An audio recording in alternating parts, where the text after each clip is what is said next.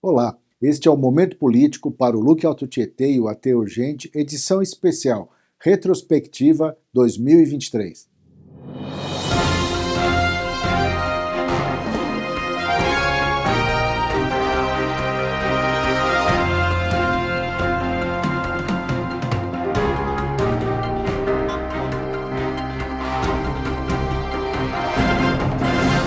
A primeira análise da retrospectiva 2023 é sobre o desempenho do governo federal.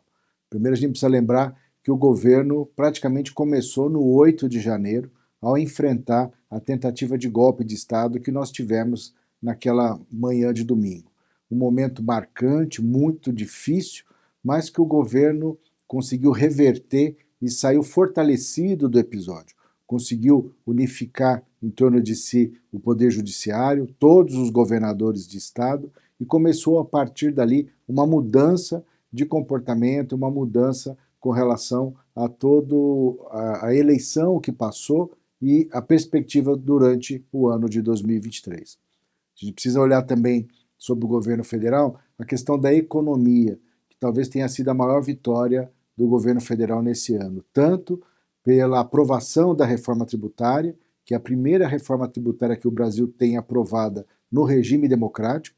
A reforma tributária que nós tínhamos até agora havia sido aprovada durante a ditadura militar, e não menos importante do que a aprovação da reforma tributária e todos os novos mecanismos de arrecadação foi o resultado final da economia desse ano. Um crescimento além do esperado, chegamos aí a 3% do PIB de crescimento, e a avaliação internacional subiu a nota de risco do Brasil, ou seja, diminuiu o risco e aumentou a nota de desempenho do Brasil para BB, e o Brasil foi classificado como a nona maior economia do mundo, deixando o Canadá uma posição anterior. Então esse é um balanço muito positivo do governo Lula. Para a nossa região, nós tivemos a visita de 5 ministros, o que não aconteceu no governo anterior. Nós tivemos aqui a visita do ministro Alexandre Padilha, Luiz Marinho, Carlos Lupe, Paulo Teixeira e Márcio França. Todos estiveram nas cidades do Alto Tietê. E para fechar o balanço do governo federal, foi a retomada e o anúncio das construções do Minha Casa Minha Vida para a nossa região. Mogi das Cruzes, Arujá, me parece talvez Suzano, várias cidades do Alto Tietê foram contempladas e agraciadas aí com a retomada do Minha Casa Minha Vida para as cidades do Alto Tietê. No governo do estado, eu destaco como um ponto positivo do governo do estado para a nossa região em 2023 foi a abertura do Hospital Regional em Suzano. Essa era uma reivindicação histórica, antiga, e que o governo do estado fez de maneira positiva para a nossa região. Do outro lado, nós temos vários destaques negativos aí para o governo do estado. Um é a privatização da Sabesp, que se vai tornar uma realidade, porque foi aprovado na Assembleia Legislativa, junto com a provável privatização da EMAI, da CPTM, do metrô, que estão na listas aí da privatização pelo governador Tarcísio. Outro ponto muito negativo para a região é a iminente instalação de 2 pedágios em Mogi das Cruzes e um na Mogi Bertioga, o que é um fracasso das forças políticas da nossa região, dos prefeitos, em particular da Prefeitura de Mogi das Cruzes. E por último, a não abertura do pronto-socorro do Luzia de Pinho Melo, deixando o sistema de atendimento à saúde desequilibrado em Mogi das Cruzes e toda a região. E um outro ponto de âmbito estadual, e uma surpresa para todos, foi a indicação do então deputado federal Marco Bertaioli para o cargo de conselheiro no Tribunal de Contas do Estado de São Paulo. Esse é um fato estadual, com uma abrangência em todos os nossos municípios e principalmente no processo ou na dinâmica sucessória para a Prefeitura de Mogi das Cruzes. Em Mogi das Cruzes, um ponto positivo aí talvez seja o programa de asfaltamento nas ruas da cidade, ou nas principais ruas da cidade. Há uma discussão ou um apontamento da baixa qualidade em vários trechos desse asfaltamento, mas de fato foi um ato positivo e que mexeu positivamente com a popularidade do prefeito Caio Cunha. De pontos negativos, nós temos vários aspectos a se destacar. Um deles é a instalação dos pedágios que vai acontecer em Mogi e região, mesmo no cargo de prefeito de Mogi, de presidente do Condemate, o prefeito não conseguiu fazer frente a esse movimento do governo do estado, diferente dos prefeitos anteriores que conseguiram segurar, e teremos aí pedágio na Mogi Dutra. Outro aspecto muito negativo foram os processos de assédio moral, são mais de 30 processos de assédio moral contra funcionários e uma primeira condenação do prefeito. Um outro ponto positivo que a gente pode destacar foi a inauguração do Vagalume, que é o novo Procriança, e de ponto negativo é exatamente esse, de não reconhecer o legado dos prefeitos anteriores. No caso, o Procriança foi uma ação do prefeito Jundiaí, e o prefeito Caio Cunha colocou o programa numa sede nova, até porque 20 anos depois, de fato, precisava ampliar, mas mudou de nome, perdendo aí o respeito ao legado dos prefeitos que o sucederam. Dois últimos problemas de Mogi das Cruzes: a questão do pronto-socorro da Santa Casa, uma disputa com a Santa Casa, e que claramente o prefeito tem perdido a narrativa, até porque não sustentou o que disse, e a Santa Casa mostrou em todos os detalhes, e tem até um Romildo Explica para te dar todas as informações, de que a Santa Casa estava correta no seu posicionamento e que é a melhor saúde para Mogi. E por fim, em Mogi das Cruzes, a derrota histórica do prefeito na Câmara Municipal. Derrota do presidente da Câmara, Marcos Furlan, da candidata dele, Fernanda Moreno, e do próprio prefeito Caio Cunha, que se colocou à frente da eleição, se colocando como cabo eleitoral da candidata a presidente da Câmara, a vereadora Fernanda Moreno, que perdeu por 14 votos a 9, uma derrota histórica e que terá implicações, e que você vai ouvir as implicações no próximo programa da semana que vem, nas perspectivas de 2024. Em Suzano, a retrospectiva fica primeiro a questão do ex-prefeito Marcelo Cândido, que teve nesse ano novamente a sua situação política dada como sua situação inelegível para a disputa de prefeito no ano que vem.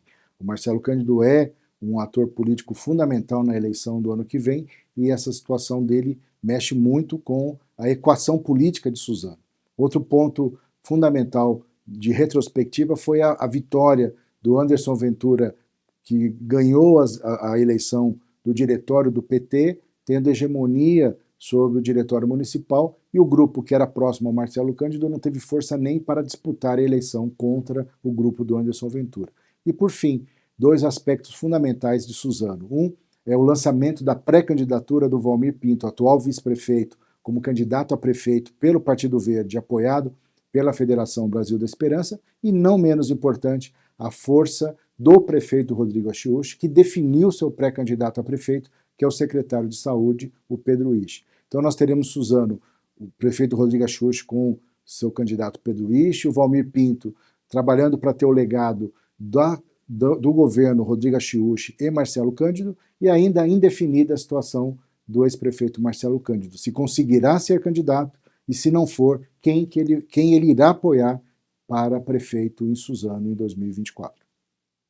Em Arujá, o que a gente pode resumir do ano de 2023 Arujá, primeiro é a consolidação do prefeito Dr. Camargo como a liderança municipal e a estabilidade do seu governo.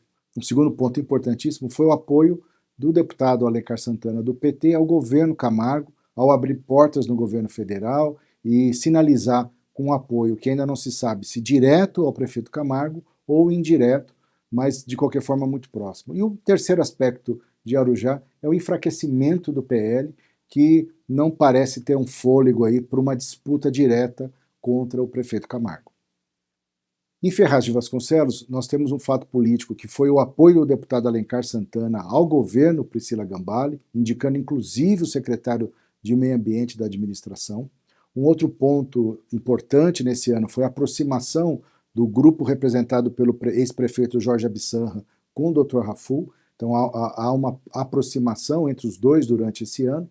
E um outro aspecto foi o lançamento de maneira muito agressiva da pré-campanha do Dr. Raful contra a prefeita Priscila Gambale, com denúncias, inclusive mal fundamentadas, mas dando um tom de muita agressividade que virá aí pela frente. Um outro aspecto é a aparente consolidação do atual vice, Daniel Balck, como o vice do segundo mandato, ou candidato, né, a vice no segundo mandato da prefeita Priscila Gambale. Em Biritiba-Mirim, o destaque desse ano foi a consolidação jurídica do prefeito In, ou seja, ele conseguiu superar os processos que ele tinha de gestões anteriores, deixando em condições de ser candidato a uma eventual reeleição, e o ritmo de obras do município. O município acelerou muito as suas obras e o prefeito se consolidou dessa forma e prepara aí muito claramente uma possível e provável candidatura à reeleição em Biritiba-Mirim. Em Itaquaquecetuba, nós tivemos nesse ano o fortalecimento e várias entregas do prefeito Eduardo Boix, o que deixa uma posição muito estabilizada dele para uma reeleição, para uma disputa da reeleição, e houve uma consolidação do lado da oposição do nome que se disputará pelo PT e pela Federação Brasil da Esperança, e o vencedor foi o Fabiano Soares, que venceu a disputa interna do Douglas Izzo, que foi candidato a deputado federal pelo PT de Itaquaquecetuba e era presidente da CUT estadual. Em Poá, nesses 3 anos, nós tivemos talvez o governo com maior fragilidade. A prefeita Márcia Bim vem lutando muito para se recolocar de maneira forte no cenário político local, trouxe para o governo nomes como Ricardo Massa e outros políticos experientes para dar uma estabilidade no governo e tem tido algum sucesso nisso, mas disputará certamente a mais difícil reeleição do Alto Tietê. Ela terá pela frente a Flávia Verdugo, candidata do PL à prefeita, que fez uma filiação com toda a força, a presença dos deputados do PL, mas que tem contra si o fato de ser nova na cidade e ter uma atuação como secretária, como dirigente de saúde em Suzano. E nomes tradicionais como o Saulo e o Pernoca vêm também na disputa pela sucessão, pela prefeitura de Poá. E por último, o ex-prefeito Jean Lopes, que tentou se colocar como candidato a prefeito e perdeu a disputa dentro do PL para Flávia Verdugo e provavelmente será um candidato a vereador, um forte candidato, mas um candidato a vereador. Em Salesópolis, nós tivemos nesses 3 anos um fortalecimento do prefeito Wanderlon, que conseguiu o fato inédito até então de conseguir a reeleição, nunca antes Salesópolis teve um prefeito reeleito, e nesse período o prefeito Wanderlon se consolidou como uma liderança regional, ao assumir a presidência do Comitê de Bacia do Alto Tietê e agora eleito presidente do Condemate. E fechou, nesse período, o nome do seu provável sucessor, que é o Marcelo do Kiko, filho do ex-prefeito Kiko, e marido da sua atual vice-prefeita. Então esse é o cenário para Salesópolis do que aconteceu nesse ano.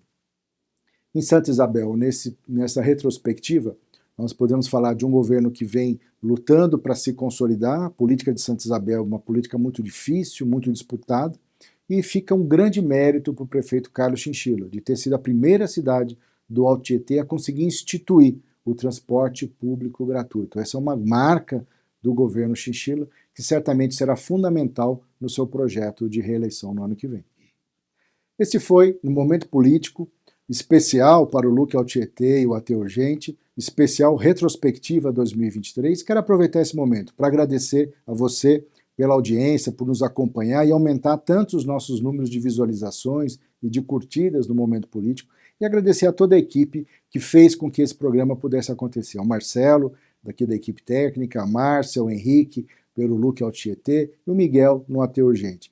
E desejo a você e a toda a sua família um ótimo ano novo, com muita saúde, muita paz e que continuemos juntos em 2024.